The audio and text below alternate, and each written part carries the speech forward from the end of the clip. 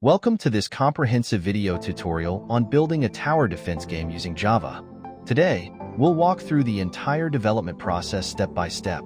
By the end of this tutorial, you will have a functional game and the knowledge to expand and enhance it further. Before we dive into coding, let's discuss what a tower defense game is. In this genre, the player must strategically place defensive structures to stop waves of enemies from reaching a designated point. Now, let's outline the main components of our game: a game engine, game objects like towers and enemies, and a map for the gameplay. We'll also need a way to handle user inputs. Let's get started by setting up our Java project. We will be using Java and an IDE like IntelliJ IDEA or Eclipse. Make sure you have Java Development Kit installed. Let's create a new project. First, create a folder called Tower Defense. Inside this folder, create a Java class named Game. Next, we will set up our game window. For this, we will use Java's built-in Swing library. Let's add a JFrame to our game class to create a window for our game. Now, let's add a panel to draw our game objects. We'll need a class that extends JPanel to customize the painting area.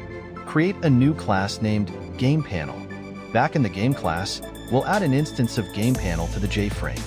This way, all our game rendering will happen inside that panel. Let's go ahead and create a simple game loop to refresh our game screen. A game loop will keep the game running and periodically update the game state and repaint the screen. Next, let's implement game objects. We will first create the Tower class. Towers will handle shooting at enemies, so we'll define some properties for a tower like its damage and range. Similarly, we need to create an Enemy class. This class will define properties for our enemies such as health, speed, and a method for moving towards the goal. Now that we have our basic game objects set up, we need to manage these objects within our game panel. We can create lists to store towers and enemies. Let's implement our game's map. The simplest way to do this is to create a grid-based system for placing towers and defining enemy paths. Now to add functionality to place towers on our map and update the game panel accordingly. We'll need to handle mouse clicks to allow players to place towers. With towers implemented, we need to implement enemy waves. We will create a method in our game class to generate waves of enemies and add them to our enemies list. Now let's enhance the enemy behavior. We want them to move along a defined path towards the end goal. For demonstration, let's define a fixed path on our map. Next, we want our towers to detect enemies within their range and attack them. We can add logic in the Tower class to handle this. To display our towers and enemies visually, we will draw them in the Paint Component method of GamePanel. We can use basic shapes to represent them.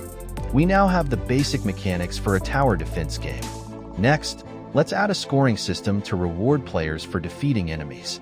We can also implement health for the player's base, which decreases when an enemy gets through. This adds a layer of difficulty. To enhance our game further, we can implement different types of towers and enemies. For example, create classes for each tower type that extend a base tower class. Lastly, let's add a user interface to show the score and health.